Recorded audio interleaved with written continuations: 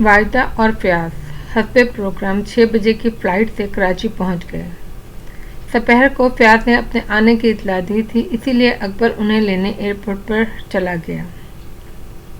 अगले दिन मामू फुरकान भी आए और उन्होंने खाली घर में जाकर देखना मुनासिब समझा ताकि उसकी सफाई की जा सके और चेक किया जा सके कि अब वहाँ पर जिन की कोई निशानी बाकी है या उसमें रहाइश की जा सकती है।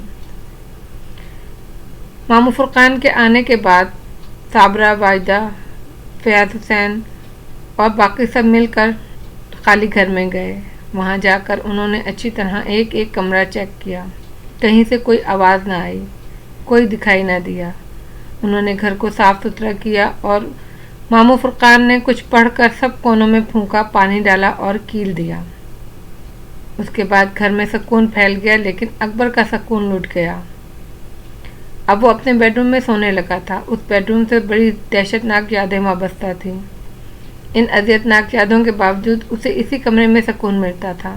नीलम का ज़्यादातर वक्त इसी कमरे में गुजरा था और वो इसी बेड पर सोती थी। इस कमरे की हर चीज़ को उसने छुआ था।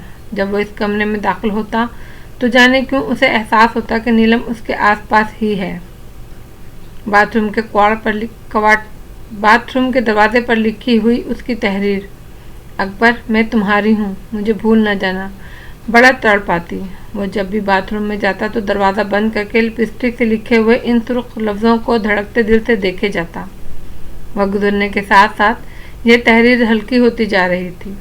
इस तहरीर के अलावा इसके पास नीलम का एक ख़त भी मौजूद था जो उसने इस घर में आते हुए लिखा था। अपनी मजबूरियां जाहिर की थी और पीछा न करने की तनबीह भी की थी। दीवार और कागज़ पर लिखी हुई ये तहरीरें अकबर की ज़िंदगी का असासा थी। वो जब भी अकेला होता नीलम के लिखे लफ्ज़ उसके गिर्द रक्त करने लगते, जलने बुझने लगते। वो बेड पर लेटकर आंखें बंद कर लेता और इन मोहब्बत भरे लफ्ज़ों को रक्षा देखकर सो जाता। फिर इसने नीलम की तस्वीर को, जिसमें वो दुल्हन बनी हुई थी, खासा बड़ा करवा लिया और 2 फीट चौड़े और 2.5 फीट लंबे खूबसूरत फ्रेम को अपने बेड के बिल्कुल सामने आवेदा कराया। वो लेटता तो नीलम का मुस्कुराता हुआ पोर्ट्रेट इसके सामने आ जाता। नीलम का हसीन चेहरा देखते देखते वो बेख्तियार पुकार उठता, नीलम तुम कहाँ हो? नीलम कहाँ थी किसी को मालूम न था। इन 2-3 महीनों में वो मुख्तलिफ शहरों में दिखाई दी थी। मुख्तलिफ लोगों ने उसे देखा था। कराची से गए हुए नीलम को अभी 1 हफ्ता हुआ था। ये इस वक्त की बात है। सैयदपुर का जिन सबसे पहले उसे उसी के शहर लाहौर लेकर पहुंचा। नीलम इस शहर में पली बड़ी थी, जवान हुई थी। इसके यहाँ वालिदैन थे और ढेर सारी सहेलियाँ थीं। तमनाबाद का वो घर जिसके आंगन में इसने पाँव पाँव चलना सीखा और इस आंगन से डोली में बिठाया गया उसे। स्कूल, कॉलेज, बचपन की मासूम शरारतें, जवानी की शौकियाँ, यहाँ क्या नहीं था। इस घर के प्लेटफार्म पर कदम रखते ही वो झूम सी गई। लाहौर से रुखसत हुई, अगरचे अभी ज़्यादा वक्त नहीं गुजरा था उसे, लेकिन महसूस ऐसा हुआ जैसे वो सालों के बाद लाहौर वापस पलटी है। बेशुमार यादों ने उसे आ घेरा, हर तरफ खुशबुएं नजर आने लगीं। प्लेटफार्म पर उतर कर उसने सैयदपुर के जिन की तरफ देखा। वो अकबर बना हुआ था, वो हूबहू अकबर था। उसे देखकर कोई नहीं कह सकता था कि वो अकबर नहीं है, बस वो अपनी आंखों से मार खाता था। इन आंखों को छुपाने के लिए उसने स्याह चश्मा लगाना शुरू किया। करल, नीलम उससे मुखातिब हुई। हाँ, सैयदपुर के जिन ने उसकी तरफ देखते हुए कहा, क्या बात है? मैं अपने घर जाऊंगी। कहाँ? कराची। सैयदपुर के जिन ने सूटकेस उठाया और आगे बढ़ा। नीलम उसके साथ साथ चलने लगी। नहीं, अपने माँ बाप के घर। लेकिन ये बात तो रास्ते में तय हो चुकी है, तुम अपने वालिदैन के घर नहीं जाओगी। क्या हो जाएगा अगर चली जाऊं तो? अब बेवकूफ़ की बातें ना करो। तुम अपने घर गई तो बहुत ही खराबी पैदा हो जाएगी। वो लोग तुम पर कब्जा करने की कोशिश करेंगे और ये बात तुम अच्छी तरह जानती हो कि अब तुम मेरे सिवा किसी का कब्जा नहीं हो सकता तुम पर। तुम इस शहर के सबसे बड़े होटल में ठहरो। तुम जहाँ कहो मैं तुम्हें ले जाऊँगा, खूब घुमाऊँगा, ऐश कराऊँगा। हम इसीलिए तो कराची से निकले हैं। ये सुनकर नीलम खामोश हो गई। वो जानती थी सैयदपुर का जिन बहुत ज़िद्दी है। जिस बात की ठान लेता है वो करके ही छोड़ता है। टैक्सी लेकर वो लोग एक बड़े होटल पहुँचे। कमरे में पहुँचकर नीलम ने चाय मंगवाई। चाय पीकर वो कुछ देर आराम के गर्ज से बेड पर लेट गई। सैयदपुर के जिन ने कमरे का दरवाज़ा बंद किया और जब वो वापस पलटा तो काला बिल्ला बन चुका था। वो उछलकर बेड पर आया और नीलम के खूबसूरत पैरों से लिपटने लगा। दूसरे दिन वो उसे जहांगीर के मकबरे की सैर कराने ले गया। नीलम का दिल वहाँ न लगा तो वो उसे रावी किनारे ले गया, कश्ती में बिठाया। सैयदपुर के जिन ने इंसानी रूप जरूर धार लिया था, लेकिन वो इंसान न था, इसीलिए उससे कहीं न कहीं गलती ज़रूर हो जाती थी। कभी चश्मा लगाना भूल जाता तो नीलम उसे टोकती। इस वक्त वो कश्ती को चप्पों से चलाते चलाते जिन बन गया। नतीजे में कश्ती खुद ब खुद हरकत में आ गई और इस तरह चलने लगी जैसे मोटर बोट चलती है।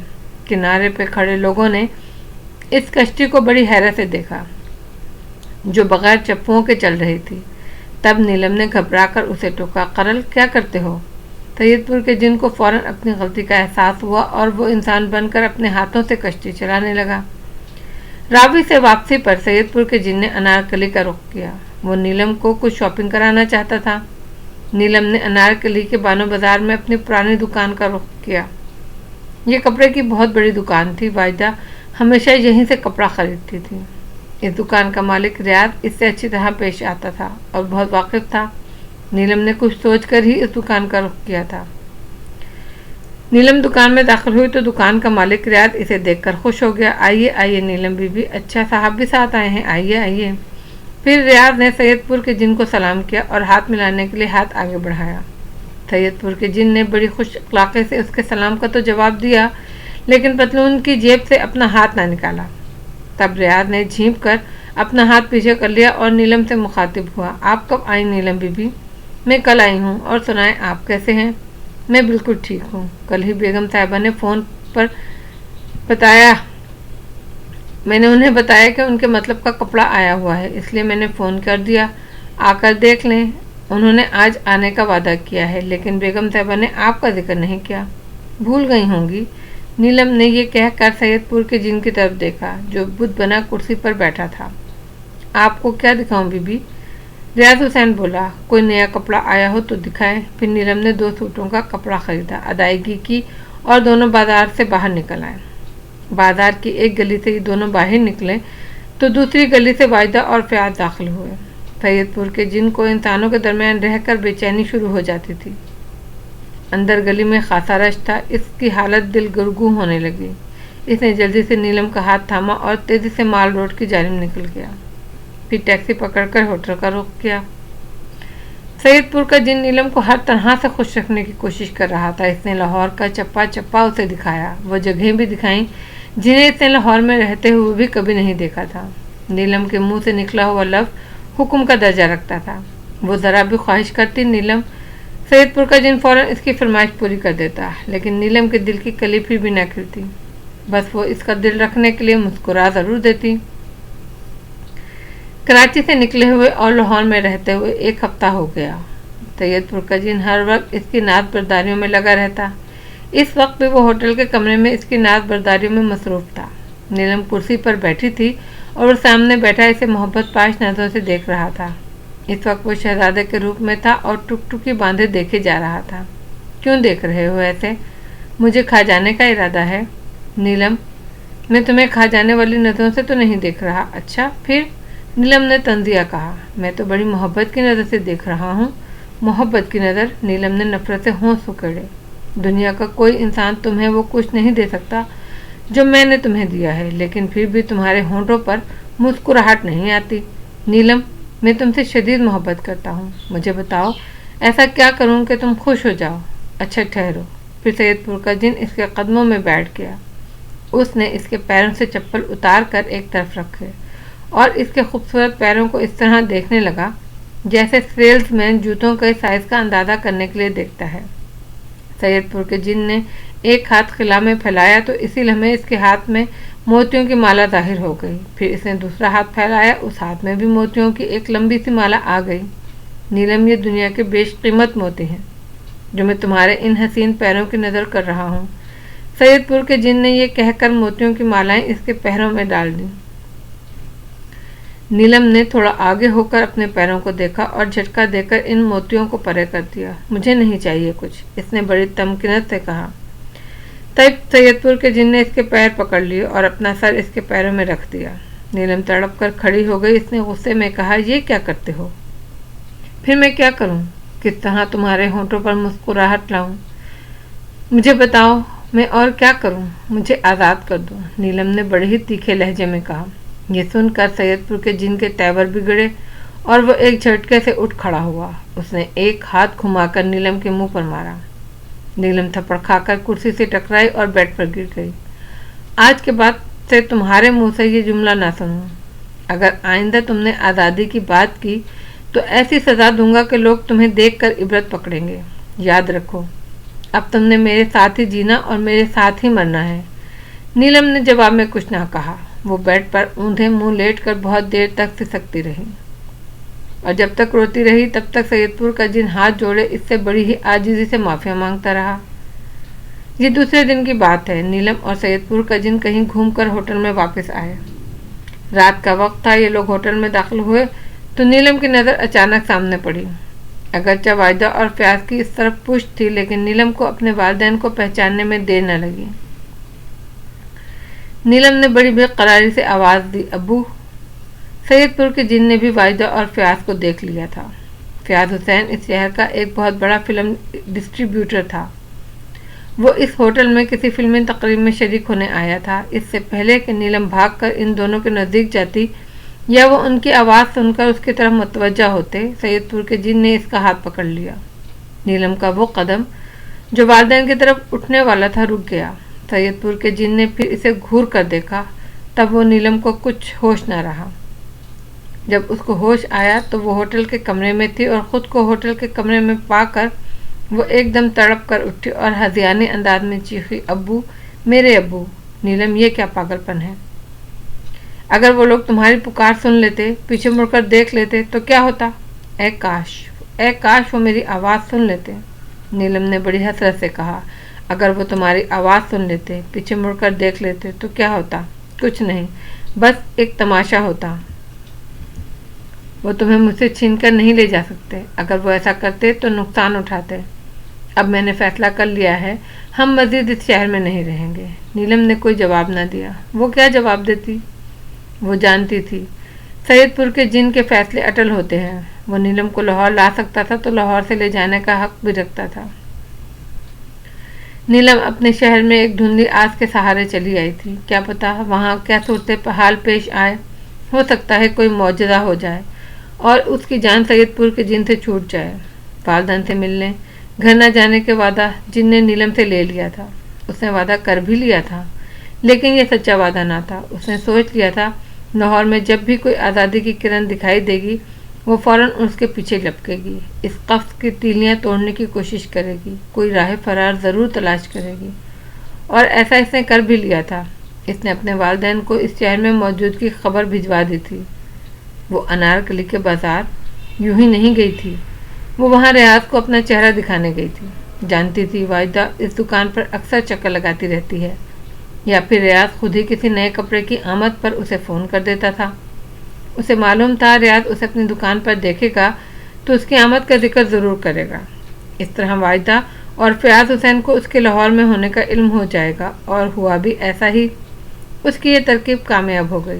दुकान पर पहुंचकर उसे मालूम हुआ कि वाहिदा आज का दिन दुकान पर आने वाली है। अगर वो कुछ देर और वहाँ ठहर जाती, सैयदपुर का जिन इस बाजार से निकलने की कोशिश ना करता, तो दुकान पर उसकी वाहिदा और फयाज से ज़रूर मुलाकात होती। उस दिन वह एक गली से निकले तो दूसरी गली से उसके वालिदैन दाखिल हुए। रियाज ने उन्हें खुशामदीद कहने के बाद सबसे पहले नीलम ही का जिक्र किया। बेगम साहिबा नीलम बीबी आई थी, उनके साथ साहब भी थे। वो अभी 2 सूटों का कपड़ा लेकर गई हैं। नीलम, वाहिदा ने हैरत से कहा और फिर फयाज की तरफ देखा। फयाज ने आंखों ही आंखों में वाहिदा को इशारा किया कि वो नहीं चाहता कि दुकान के मालिक को नीलम के बारे में किसी बात का इल्म हो। फिर उन्होंने बातों बातों में सारी तफसील जान ली, लेकिन इस तफसील में कोई ऐसी बात ना थी जिससे उन्हें मालूम हो सकता कि नीलम कहाँ है। जाहिर है इस बात का मालूम होना मुमकिन ना था। वाहिदा और फयाज ने ये बात समझ ली, क्योंकि सैयदपुर का जिन इसके साथ था और इसके सामने वो कोई बात नहीं कर सकती थी। वो उस दुकान तक आ गई, यही उसने खासा अक्लमंदी का काम किया था। इसने कम से कम इस शहर में अपनी मौजूदगी का एहसास तो दिला ही दिया था। वो कहाँ थी इस बारे में जान लेना आसान न था। लाहौर कोई छोटा शहर न था। इस शहर में नीलम का पता चला लेना किसी तरह मुमकिन न था। फिर भी यकीन था कि वो कुछ दिन लाहौर में कायम करेगी या जिन उसे सुबह ही किसी और शहर की सैर कराने ले जाएगा। घर पहुंचकर वाहिदा ने सबसे पहले कराची फ़ोन पर बात की। इत्तेफाक से अकबर ने ही रिसीवर उठाया। अकबर, नीलम यहाँ लाहौर में है। वाहिदा ने धमाका खेज खबर सुनाई। क्या वो आपके घर पहुंच गई? नहीं, वो यहाँ नहीं आई। अब तो ये भी मालूम नहीं कि कहाँ है। आज शाम वो एक कपड़े की दुकान पर आई थी। उस दुकान का मालिक हमारा पुराना वाकिफ है। उस दुकान से उसने 2 सूटों का कपड़ा खरीदा और चली गई। क्या वो अकेली थी? नहीं, उसके साथ सैयदपुर का जिन था। दुकान के मालिक ने उसे तुम्हारी शक्ल में देखा। दुकान का मालिक रियाज नीलम की शादी में मौजूद था। इसने तुम्हें देखा हुआ है। वो तुम्हें पहचानता है। अच्छा खाला, आप मेरा इंतज़ार करें, मैं लाहौर आ रहा हूँ। फिर अकबर दूसरे दिन लाहौर पहुँच गया। उधर अकबर लाहौर पहुँचा, उधर नीलम को फ़ोन करने का मौका मिल गया। जब से नीलम रियाज की दुकान से होकर आई थी, इसके दिल में खुलबुली सी मची थी। वो पूरी रात सो नहीं सकी थी। वो यही सोचती रहती थी कि इसके वालिदैन को इसके बारे में मालूम हो गया होगा। वो सोच रहे होंगे नीलम को कहाँ ढूंढे। हो सकता है उन्होंने अकबर को भी फ़ोन किया हो और अकबर लाहौर पहुँच चुका हो। सैयदपुर का जिन हर वक्त उस पर सवार रहता था। कभी शहजादे के रूप में जाहिर होता, कभी काला बिल्ला बन जाता। होटल के कमरे से बाहर निकलता तो अकबर की शक्ल इख्तियार कर लेता। गर्ज किसी न किसी रूप में वो इसकी निगाहों के सामने ही रहता। रियाज की दुकान से आने के बाद नीलम इस फिक्र में थी कि किसी तरह घर फ़ोन करके बता दे कि वो इस वक्त कहाँ है। वो मौके की तलाश में थी। सैयदपुर का दिन कुछ देर के लिए कमरे से गायब हुआ तो वो फ़ोन करे। बस उसे मौका मिल ही गया। सैयदपुर का जिन नीलम के नाश्ता करने के बाद कमरे में कहीं नज़र नहीं आ रहा था। कुछ देर वो कमरे में इधर उधर टहलती फिरी। कभी लेट जाती, कभी टहलने लगती। बाथरूम भी गई, लेकिन उसे कहीं उसकी मौजूदगी का एहसास न हुआ। कमरे में कहीं सैयदपुर का जिन मौजूद न था। तब उसने जल्दी से रिसीवर उठाकर ऑपरेटर को नंबर मिलाया और अपने घर का फ़ोन नंबर दिया और फ़ौरन ही रिसीवर क्रीडर पर रख दिया। चंद सेकंड के बाद घंटी बजी। इसने रिसीवर उठाया। ऑपरेटर ने बताया कि बेल जा रही है। फिर उधर से किसी ने रिसीवर उठाया और आहिस्ता से हेलो कहा। इस आवाज़ को सुनकर नीलम के जिस्म में सनसनी फैल गई।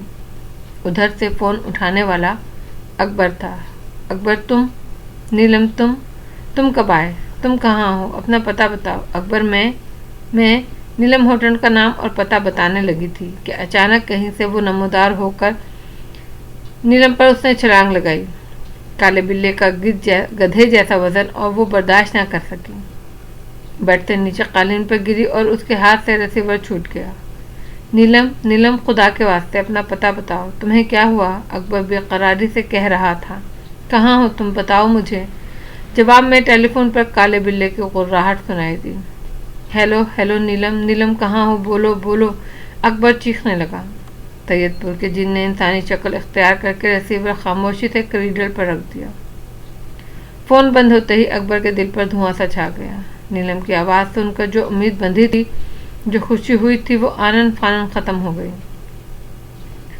नीलम फ़ोन पर यह ना बता सकी तो क्या हुआ? अकबर ने इस कॉल से अंदाज़ा लगा लिया कि वो कहाँ से हो सकती है। नीलम किसी के घर में नहीं हो सकती थी। किसी के घर में जिन नीलम को लेकर नहीं जा सकता था। ये फ़ोन किसी पब्लिक बूथ से भी नहीं किया जा सकता था। ये फ़ोन किसी ऐसी जगह से किया गया था जहाँ नीलम अकेली थी। जिन कहीं गया हुआ था और ये जगह यकीनन किसी होटल का कमरा ही हो सकती थी। अगले 2 दिनों में अकबर और फयाज हुसैन ने मिलकर लाहौर के कई छोटे बड़े होटल छान मारे। काउंटर पर नीलम नाम की लड़की का पता किया, मगर कहीं पता न चल सका। रात को एक बड़े होटल में कोई फिल्मी तकरीब थी। फयाज और वाहिदा वहाँ चले गए। अकबर को भी उन्होंने ले जाना चाहा, मगर अकबर ने इनकार कर दिया। उसके सर में दर्द था। इसने घर पर रहना बेहतर समझा। यहाँ वाहिदा और फयाज की मुलाकात नीलम से होते होते ही रह गई। दूसरे दिन सुबह सैयदपुर के जिन ने लाहौर छोड़ दिया। फयाज और अकबर ने लाहौर के तमाम काबिल ज़िक्र होटल छान मारे थे और अब एक ही होटल रह गया था। ये शहर का सबसे बड़ा होटल था। अब तक वो नीलम का नाम बताकर इसके बारे में मालूमात इकट्ठी कर रहे थे। आज फयाज हुसैन ने काउंटर पर नीलम की तस्वीर रखी और इसके बारे में मालूमात चाहिए। रिसेप्शनिस्ट ने इस तस्वीर को देखकर चौंका और बोला, ये लोग तो आज ही गए हैं। फिर उसकी नज़र अकबर पर पड़ी। अकबर की सूरत देखकर वो परेशान हो गया। एक नज़र इसने फयाज हुसैन को देखा और फिर अकबर को। इसके बाद नीलम की तस्वीर पर नज़र डाली और घबराकर बोला, सर ये आप लोगों को पूछ रहे हैं, वो मैं नहीं हूँ। अकबर ने बड़ी ही एतमाद से कहा, इस लड़की के साथ जाने वाला मेरा हमशक्ल है। क्या आप बता सकते हैं वो लोग कहाँ गए हैं? ओह, काउंटरमैन ने होंठ सुकेड़ कर कहा, नहीं सर, वो कुछ बताकर तो नहीं गए। ये जवाब सुनकर दोनों के चेहरे पर मायूसी फैल गई। नीलम के कपड़े की दुकान पर देखे जाने और फ़ोन की आमद से इस बात की तवक्को थी कि वो इसी शहर में है और एक न एक दिन ज़रूर मिल जाएगी। तमाम होटलों की खाक छानने के बाद नीलम का पता चला तो मालूम हुआ वो लोग तो लाहौर छोड़ गए हैं। अब वो कहाँ कहाँ गए ये कौन बता सकता था। अकबर दिल बर्दाश्ता होकर लाहौर से वापस कराची आ गया और फिर नीलम इस्लामाबाद में देखी गई। नीलम की एक दोस्त बीना ने उसे एक जनरल स्टोर से निकलते हुए देखा। वो काली चादर ओढ़े थी, इस चादर से उसकी पेशानी भी ढकी हुई थी। बीना ने उसे देखकर आवाज़ें दी, मगर वो रुकी नहीं। वो रुकती कैसे? जैसे ही बीना ने उसे पुकारा, सैयदपुर के जिन ने फौरन उसका हाथ पकड़ लिया और तेजी से खींचता हुआ उस गाड़ी में जा बैठा जो होटल से किराए पर ली गई थी। फिर नीलम आनन फानन बीना की नज़रों से ओझल हो गई। बीना को उसकी इस बेइतनाई पर बड़ा दुख हुआ। शादी होने का ये मतलब तो नहीं कि आदमी अपने दोस्तों को ही भूल जाए। 3-4 दिन के बाद जब बीना लाहौर वापस पहुंची तो इसने नीलम के घर फ़ोन किया। वाहिदा ने फ़ोन उठाया। बीना ने वाहिदा से इस्लामाबाद में नीलम से मुलाकात का जिक्र किया, इसके रवैये की शिकायत की। फयाज को जैसे ही मालूम हुआ कि नीलम इस्लामाबाद में देखी गई है, वो फ़ौरन इस्लामाबाद पहुंचा। इस मर्तबा इसने नीलम की तलाश 5 स्टार होटलों से ही की। एक होटल में उनका पता चल गया, लेकिन पता चलना बेकार ही रहा क्योंकि एक रात पहले ही वो होटल छोड़ चुके थे। फयाज ने 2-3 होटल और चेक किए कि शायद किसी और होटल में शिफ्ट हो गए हों, लेकिन ये तलाश बेसू साबित हुई। सैयदपुर का जिन इस्लामाबाद छोड़ चुका था। फिर फयाज के एक दोस्त ने नीलम को मरी में देखा। वो अकबर के साथ एक होटल से निकल रही थी। जब फयाज को मालूम हुआ कि नीलम मरी में है तो इसने फ़ौरन मरी का रुख किया। बड़े होटलों से उसकी तलाश शुरू की तो नतीजा कुछ ना निकला। मरी के किसी भी होटल में इनका इंतराज न था। इस मर्तबा शायद वो होटल में नहीं ठहरे थे या फिर फयाज का दोस्त फरेब नज़र का शिकार हुआ था। फयाज 2-4 दिन रहकर मरी से वापस लौट आया। सैयदपुर का जिन और नीलम मरी में मौजूद थे। सैयदपुर के जिन ने इस मर्तबा किसी होटल का रुख करने के बजाय एक ऐसे बंगले का रुख किया जो एक खूबसूरत मुकाम पर और बिल्कुल अलग थलग था। ये बंगला कराची के एक बिजनेसमैन का था जो उस वक्त खाली था।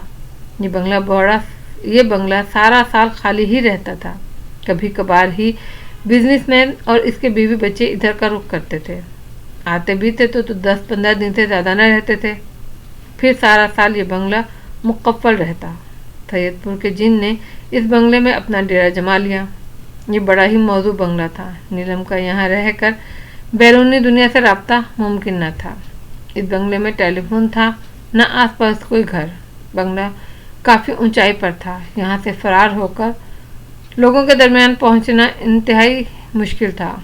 सैयदपुर का जिन इस पुरफिजा मुकाम पर आकर बहुत खुश था। इंसानों से दूरी और मुकम्मल तन्हाई। यहाँ दादा गफूर थे, न मामू फुरकान, नियाज मोहम्मद, न इमली वाले बाबा।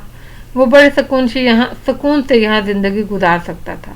शुरू के 1-2 दिन सैयदपुर का जिन मरी के पुराना इलाकों में घूमा। नीलम को शॉपिंग भी कराई, होटलों में भी बैठे। इसके बाद इसने नीलम को इंसानों के दरमियान ले जाने से एहतियात किया।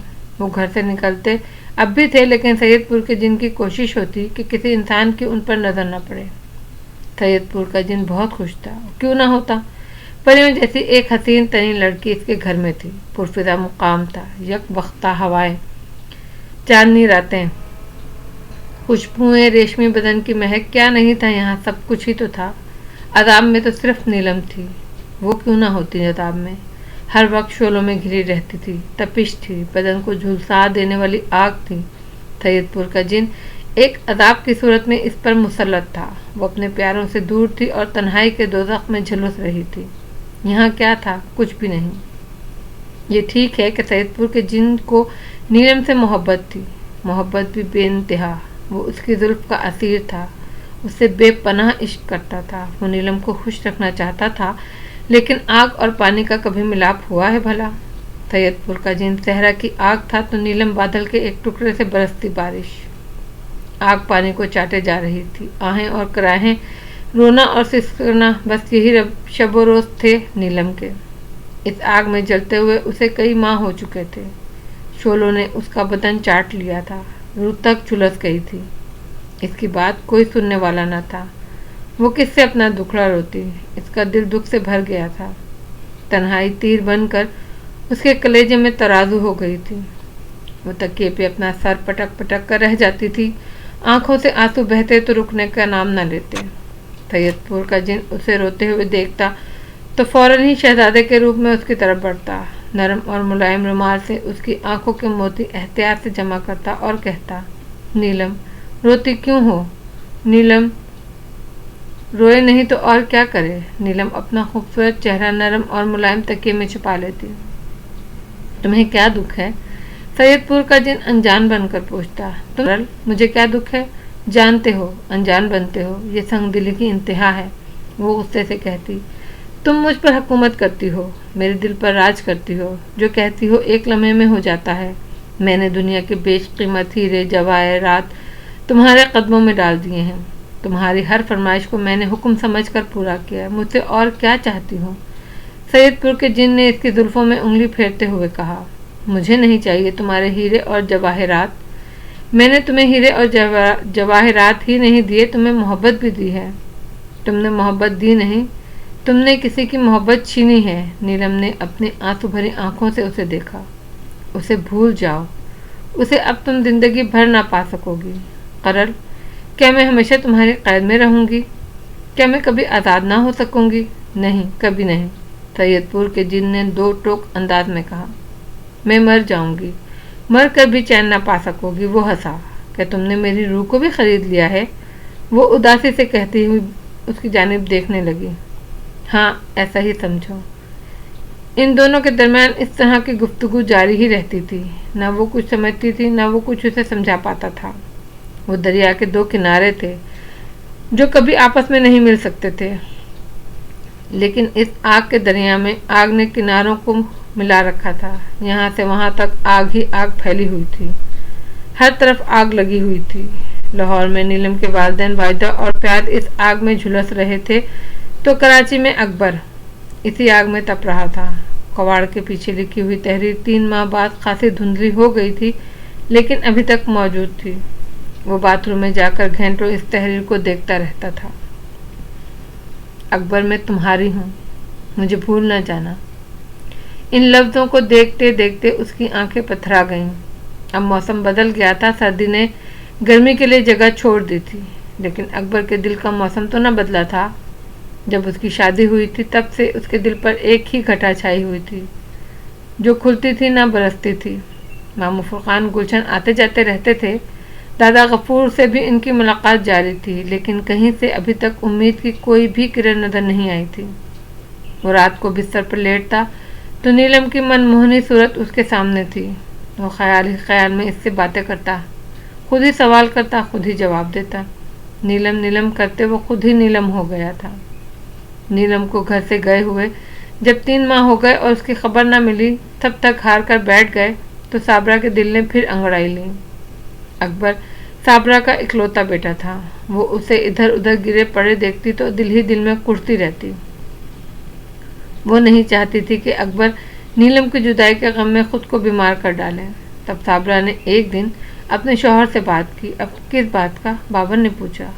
मैं अकबर की बात कर रही हूँ। क्या हुआ उसे? आप तो बात औकात ऐसे मासूम बच जानते हैं कि नज़र उतारने को जी चाहता है, साबरा ने तीखे लहजे में कहा। फिर खुलकर और साफ बात करो अकबर। बाबर अली ने हंस कर कहा। अकबर की हालत देखी है आपने? साबरा ने बड़े दुख से कहा। हाँ, रोज़ ही देखता हूँ। मुझसे तो उसकी शक्ल नहीं देखी जाती, उसकी सूरत देखती हूँ तो कलेजा मुँह को आता है। वो दिन ब दिन सूखता जा रहा है, चेहरे की रंगत जर्द हो गई है, हर वक्त कलाव में घूरता नजर आता है। अब तो उसने बोलना भी तर्क कर दिया है। शोरूम से आता है तो अपने कमरे में जा घुसता है। इस तरह تو یہ لڑکا تباہ ہو جائے گا۔ ہاں میں اس کی حالت دیکھ رہا ہوں، شو روم میں بھی کھویا کھویا سا بیٹھا رہتا ہے، گاہک پوچھ رہا ہوتا ہے، جواب کچھ دیتا ہے۔ بابر علی نے فکر مندی سے کہا، پھر اس کے لیے کچھ کریں نا، میرے ہاتھ میں اگر کچھ ہوتا تو اب تک کب کا کر چکا ہوتا، اسے نیلم چاہیے، میں نیلم کہاں سے لاؤں؟ بابر نے حقیقت بیان کی، آپ کوئی اور نیلم ہی کرتے، تمہارا مطلب ہے اس کی دوسری شادی کر دی جائے؟ ہاں یہی مطلب ہے، تمہارا کیا خیال ہے وہ دوسری شادی کے لیے راضی ہو جائے گا؟ اسے ہونا پڑے گا، صابرہ نے بڑے ہی یقین سے کہا۔ بچوں جیسی باتیں نہ کرو، اپنی بے وقوفی میں بیٹے سے ہاتھ نہ گنوا بیٹھنا، اللہ نہ کرے۔ صابرہ نے اپنا کلیجہ تھام لیا۔ کیوں بد فعل منہ سے نکالتے ہیں؟ تم زبردستی اس کی شادی کرو گی تو کیا وہ گھر میں رہے گا؟ بابر نے خدشہ ظاہر کیا۔ تمہارا کیا خیال ہے وہ شادی کے لیے راضی نہیں ہوگا؟ ہاں میرا تو یہی خیال ہے، بابر علی نے صاحب کوئی سے کہا۔ تمہارا خیال غلط ہے، صابرہ بڑے یقین سے بولی۔ پھر اپنے بیٹے سے بات کر کے دیکھ لو، بابر علی نے کہا اور رخ پھیر کر سو گیا۔ صابرہ نے ایک دن موقع دیکھ کر اکبر سے بات کر ہی لی۔ وہ شادی کا نام سنتے ہی ہتے سے اکھڑ گیا۔ امی آپ کیا بات کرتی ہیں، ایسا نہیں ہو سکتا، نیلم کی آس چھوڑ، وہ چلی گئی ہے، اب واپس نہیں آئے گی۔ امی ایسی مایوسی کی باتیں نہ کریں، میرا دل نہ توڑیں، میرا دل کہتا ہے وہ ایک دن ضرور واپس آئے گی، اکبر نے کہا۔ اکبر کچھ عقل کی بات کرو، صابرہ نے ذرا سخت لہجے میں کہا۔ خدا کا شکر ادا کرو وہ سید پور کا جن اس گھر کو چھوڑ گیا۔ ہاں وہ اس گھر کو تو چھوڑ گیا لیکن میرا سب کچھ لے گیا۔ اکبر نہیں، کچھ نہیں گیا تمہارا، تمہیں نیلم جیسی 1000 لڑکیاں مل جائیں گی، وہ کون سا واجدہ کی سگی بیٹی تھی، وہ تو ایک ملازمہ کی اولاد تھی، ایسی لڑکیوں کا کیا غم کرنا؟ صابرہ نے نیلم کو اس کے دل سے اتارنے کی کوشش کی۔ امی میں آپ کو ایک بات بتا دوں، اگر نیلم مجھے نہ ملی تو میں زندگی بھر دوسری شادی نہیں کروں گا۔ یہ کہہ کر وہ تیزی سے باتھ روم میں چلا گیا۔ اس نے دروازہ دھاڑ سے بند کیا تو نیلم کی تحریر اس کے سامنے آ گئی۔ اکبر میں تمہاری ہوں، مجھے بھول نہ جانا۔ ہاں نیلم تم میری ہو، میں تمہیں زندگی بھر نہیں بھولوں گا۔ اکبر کی آنکھوں میں سیلاب امڑ آیا۔ اگر سید پور کے جن کو سچی محبت کا دعویٰ تھا تو اکبر کا عشق سچا تھا۔ سید پور کے جن نے اپنے عشق میں نیلم کو برباد کر دیا تھا تو اکبر نے اپنے عشق میں خود کو برباد کر لیا تھا۔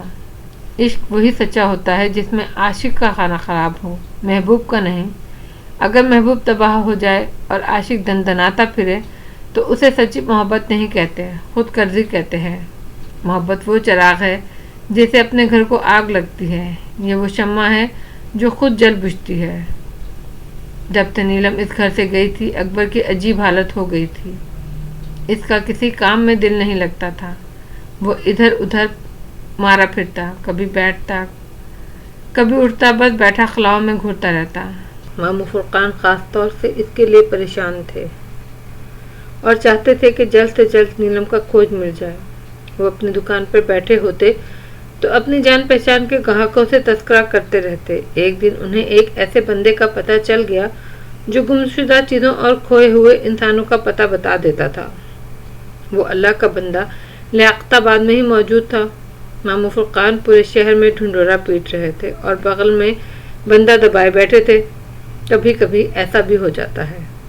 اس بندے کا نام اور پتہ لے کر انہوں نے اکبر کو فون کیا اور اسے ہدایت کی کہ وہ دکان پر آ جائے۔ اس کے لیے تو یہ ایک خوشخبری تھی۔ اکبر مقررہ وقت پر ماموں فرقان کی دکان پر پہنچ گیا۔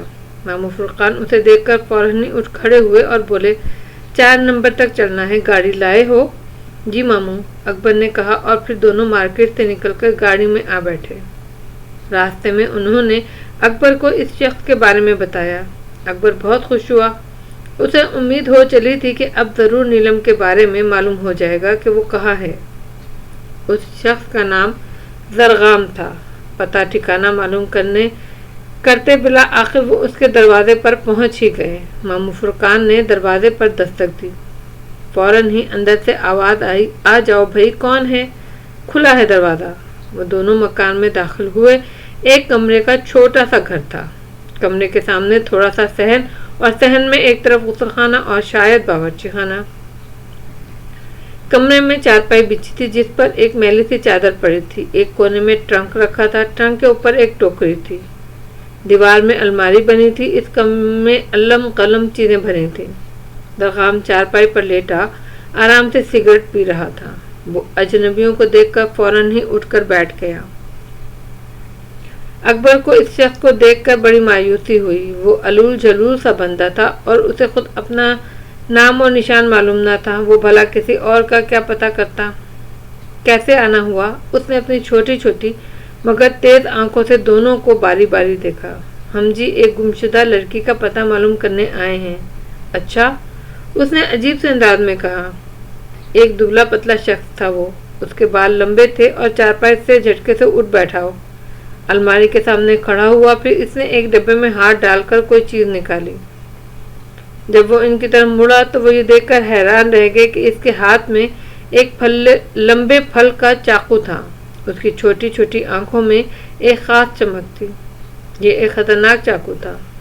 मामू फुरकान की समझ में न आया कि उसकी ये हरकत क्या मतलब।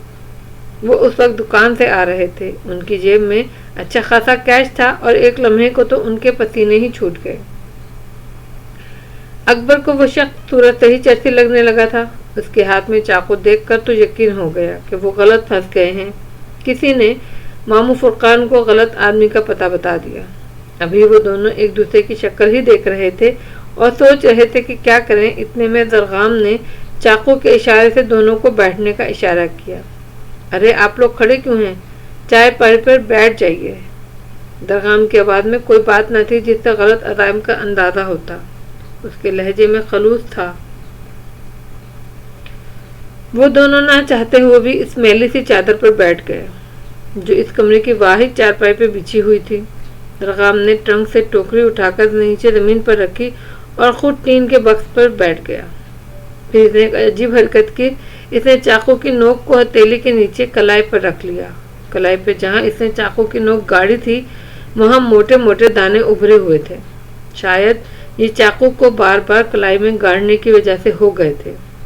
चाकू की नोक को इसने कलाई में गाड़ कर आंखें बंद कर ली और धीरे से बोला, लड़की का नाम बताएं। नीलम। मामू फुरकान फौरन बोले। उम्र क्या है? 20-22 साल होगी, मामू ही ने जवाब दिया। जब लड़की गुम हुई तो किस रंग के कपड़े पहने हुई थी? इस पर मामू फुरकान ने अकबर को देखा। अकबर क्या जवाब देता? इसके नजदीक नीलम उस वक्त गुम हो गई थी जब वो खाली घर में चली गई थी। उस रात को जिन उसे लेने आया था और एक बग्गी में उसे बिठा कर ले गया था। उस रात उसने किस रंग के कपड़े पहने थे ये तो उसे अब याद ही नहीं था। याद नहीं, इस बार अकबर ने जवाब दिया। मालूम नहीं, मामू फुरकान भी बोले। किस इलाके से गुम हुई है? गुलशन इकबाल से। कितने दिन हो गए?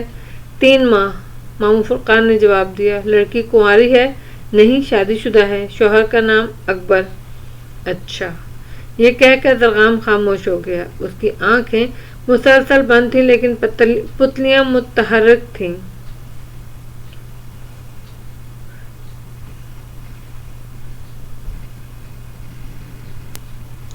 वो एकदम साकित बैठा था।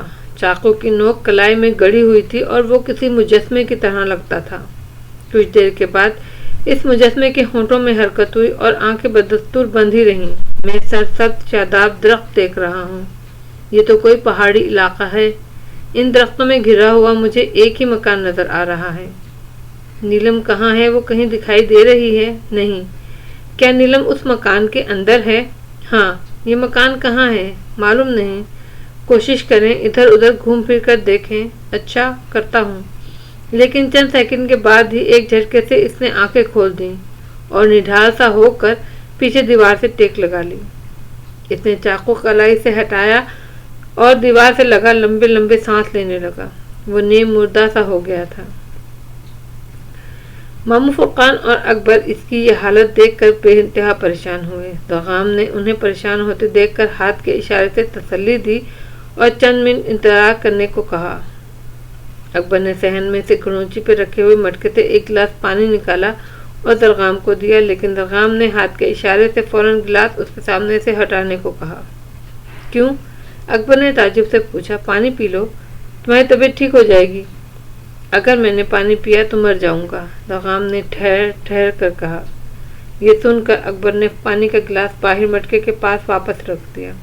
تھوڑی دیر بعد درغام کی حالت خود بخود ٹھیک ہو گئی۔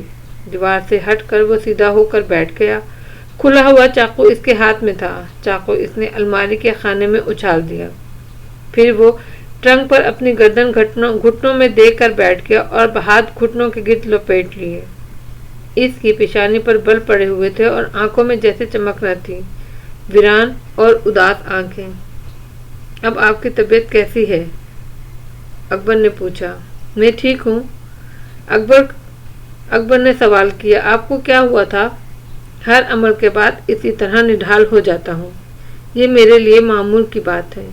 میرے جسم سے جیسے جان سی نکل جاتی ہے، اسی لیے یہ عمل میں بہت کم کرتا ہوں۔ آپ لوگوں کے چہرے پر پریشانی اور شرافت دیکھ کر میں یہ عمل کرنے کے لیے راضی ہوا۔ پھر معاملہ لڑکی کا تھا۔ مجھے نہیں معلوم کہ آپ کو میرا کس نے پتہ بتایا۔ خیر، جس نے بھی بتایا ہو، اس علاقے کا بچہ مجھے جانتا ہے۔ اس نے پتہ کے ساتھ یہ ضرور بتایا ہوگا کہ میں اس عمل کے 250 روپے لیتا ہوں۔ ہم 250 کی جگہ 500 روپے دے دیں گے، بلکہ ابھی لے لیجئے، بس ہمیں نیلم کا صحیح پتہ بتا دیجئے۔ ماموں فرقان نے جیب سے ایک 500 کا نوٹ نکال کر ادب سے اس کے سامنے پیش کیا، لیکن درغام جس طرح بیٹھا تھا ویسا ہی بیٹھا رہا۔ اس نے نوٹ پکڑنے کے لیے ہاتھ آگے نہیں بڑھایا۔ میں 250 روپے ہی لوں گا، لیکن یہ پیسے میں اس وقت لوں گا جب آپ کا کام ہو جائے گا۔ ابھی آپ کا کام نہیں ہوا ہے، میں ناکام ہو گیا ہوں۔ ویسے ایسا میرے ساتھ آج تک ہوا تو نہیں ہے۔ آپ لوگ بتائیں کیا معاملہ ہے؟ وہ لڑکی کیا نام بتایا؟ ہاں، نیلم کن حالات میں گر گئی ہے؟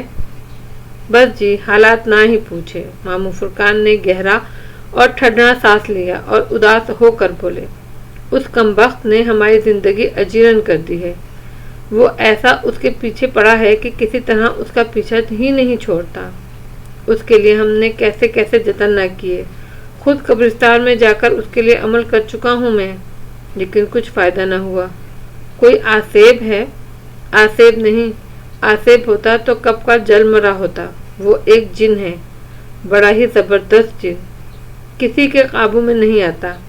اب تک تو وہ لڑکی کے ساتھ گلشن والے گھر میں مقیم تھا، لیکن اب وہاں سے چلا گیا ہے، غائب ہو گیا ہے، ساتھ میں لڑکی کو بھی لے گیا ہے۔ درغام نے اپنی مردہ آنکھوں سے فرقان کو دیکھا۔ تو یہ بات ہے، تبھی تو میں کہوں یہ جھٹکے مجھے کیوں لگ رہے ہیں۔ خیر، کوئی بات نہیں، آپ لوگ کل اسی وقت آ جائیے، میں رات کو کچھ کاروائی کرتا ہوں۔ کل آپ لوگ جب آئیں گے تو میرے ہاتھ میں نیلم کا پتہ ہوگا۔ آپ لوگ پریشان نہ ہوں اور اس نوٹ کو اپنی جیب میں ڈال لیں۔ جن بزرگ نے مجھے یہ علم عطا کیا تھا، انہوں نے ہدایت کی تھی، بغیر کسی کے کام کیے اس سے پیسے مت لینا۔ ماموں نے 500 کا نوٹ اپنی جیب میں ڈال لیا اور ممنونیت سے اس کی طرف دیکھتے ہوئے کھڑے ہو گئے۔ اچھا جناب، ہم کل حاضر ہو جائیں گے۔ یہ کہہ کر وہ دونوں اس مکان سے باہر آ گئے۔ عجیب شخص ہے، اکبر نے کہا۔ ہاں، بہت عجیب ہے، ماموں فرقان نے اس کی تائید کی۔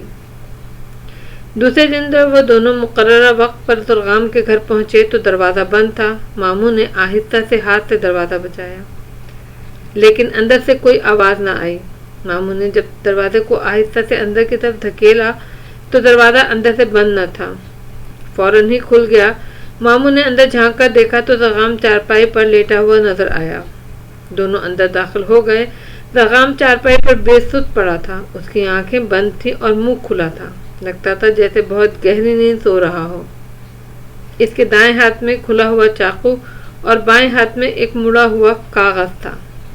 درغام صاحب، ماموں فرقان نے اس کا ہاتھ ہلایا۔ ماموں فرقان نے اس کا ہاتھ چھوا تو ایک دم یک بستہ محسوس ہوا۔ تب انہوں نے چونک کر اکبر کو دیکھا اور اپنے جبڑے سختی سے بند کر لیے۔ ماموں، کیا ہوا؟ ماموں فرقان نے کوئی جواب دیے بغیر درغام کی نبض پر ہاتھ رکھا اور اس کا سینہ ٹٹولا، پپوٹے کھول کر دیکھے اور پھر اس طرح پیچھے ہٹے جیسے کسی بچھو نے ڈنک مار دیا ہو۔ ماموں، کیا ہوا؟ کیا ہوا؟ اکبر نے پھر کہا۔ یہ تو مر چکا ہے۔ ہیں؟ اکبر کی آنکھیں حیرت سے پھیل گئیں۔ اب کیا ہوگا؟ یہ اس کے ہاتھ میں کاغذ کیسا ہے؟ ماموں فرقان نے یہ کہہ کر اس کے ہاتھ سے کاغذ نکالا۔ جب انہوں نے کاغذ کی تہ کھولی تو ان کے اندر سناٹا چھا گیا۔ اکبر نے بھی اس کاغذ کو دیکھ لیا تھا۔ اس کاغذ پہ جو کچھ تھا اس نے بھی اسے غور سے دیکھ لیا۔ اس کاغذ پر ایک کالے بلے کا چہرہ تھا جو منہ پھاڑے غرا رہا تھا۔